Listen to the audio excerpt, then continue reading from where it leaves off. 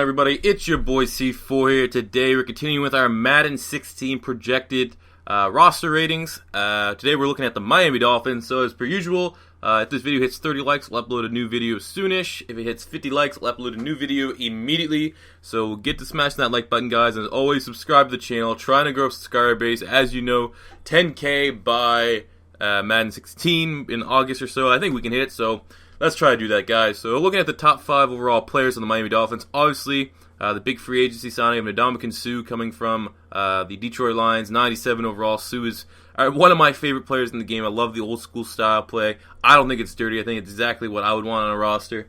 Then at 94, you got Brent Grimes here, really talented corner, had arguably the play of the season last year with his interception over Calvin Johnson, just from the pure, it's pretty much that and the Odell Beckham Jr. catch. I don't even know, Shippensburg College, what the fuck?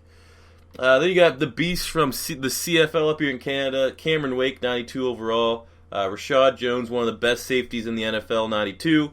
Punter Brandon Fields with a 90. 1, 2, 3, 4. That's 5. Fuck, I can't even count. So, jumping right into the quarterback position, we gave Ryan Tannehill an 85 overall. Now, looking at his stats last year, Bill Lazor came from the Philadelphia Eagles as our quarterback coach. I believe he's their OC now. Really did wonders with Ryan Tannehill. 4,000 total yards, 27 touchdowns to 12 interceptions.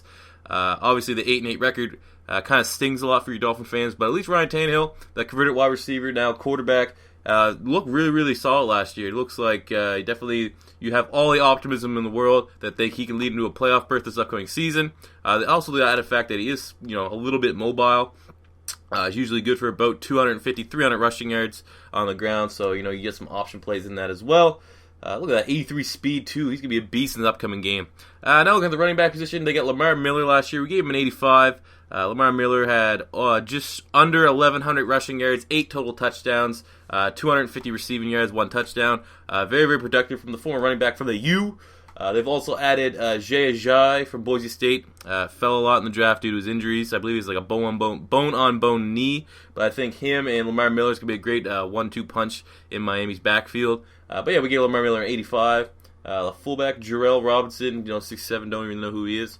Wide receiver, Devante Parker, we gave him an 80, the top wide receiver on their depth chart. I love Devante Parker coming out of Louisville. I really thought that there was a chance that the Minnesota Vikings would take him to pair him back up with Teddy Bridgewater. That didn't happen, but I think you get an absolute beast.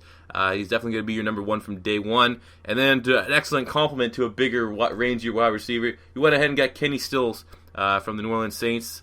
What do you, 5th round pick or something like that? That was an absolute steal. I wanted Philly to get this guy. Kenny Stills, phenomenal at stretching the field, was really, really good near the end of the season last year with the Saints.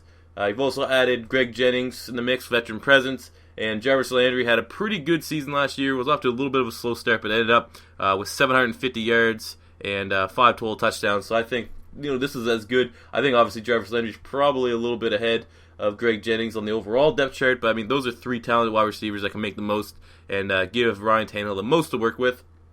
Tight end position, you got Jordan Cameron. Obviously if he could stay healthy, this is an excellent pickup. If not, I would prefer Charles Clay. He's a little bit more versatile, doesn't have the injury history, but obviously a lot of upside with Jordan Cameron if he can regain his own form.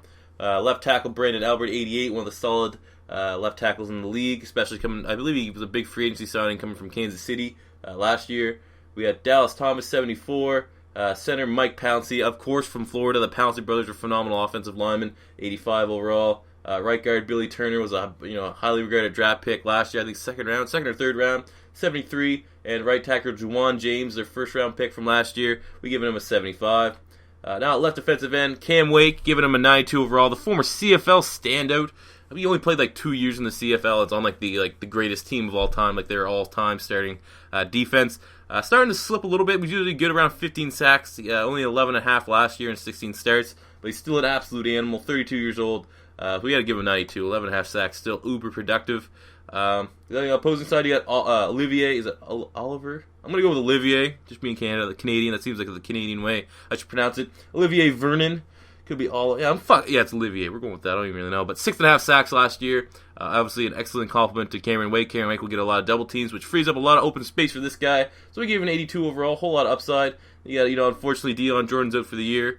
He probably pissed off you Dolphin fans that you weren't able to trade him and get something from Philly.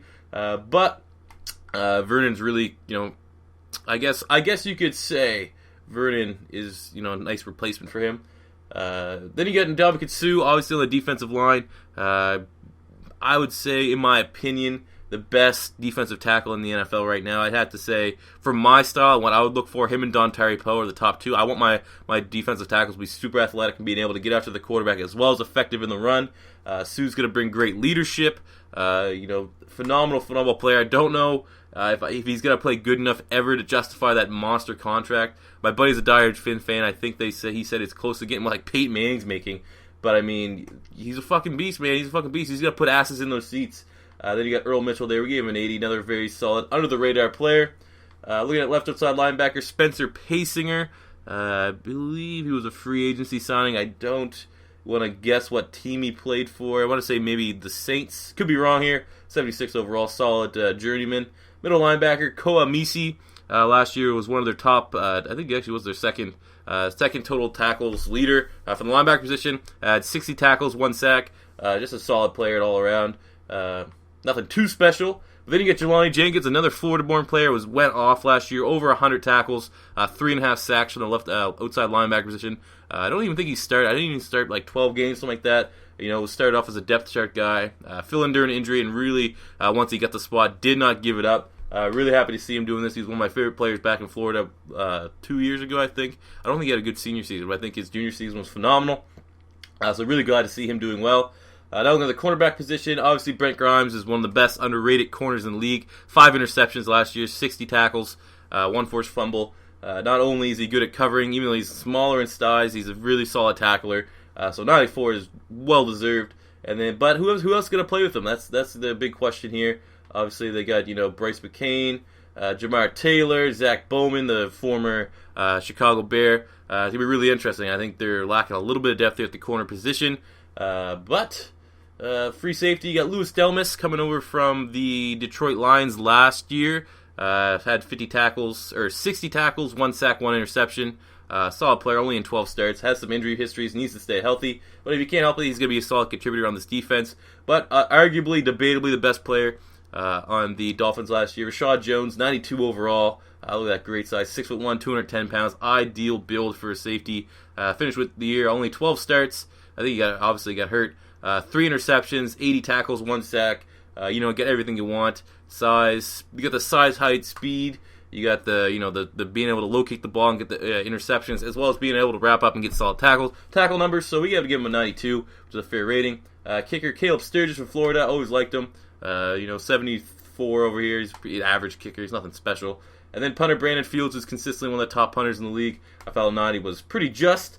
But there you have it, guys. Those are the ratings for the Miami Dolphins. As always, 30 likes, new video will be uploaded soonish. 50 likes, new video will be uploaded immediately. Smash that like button, subscribe to the channel. And until next time, it's your boy C4 saying peace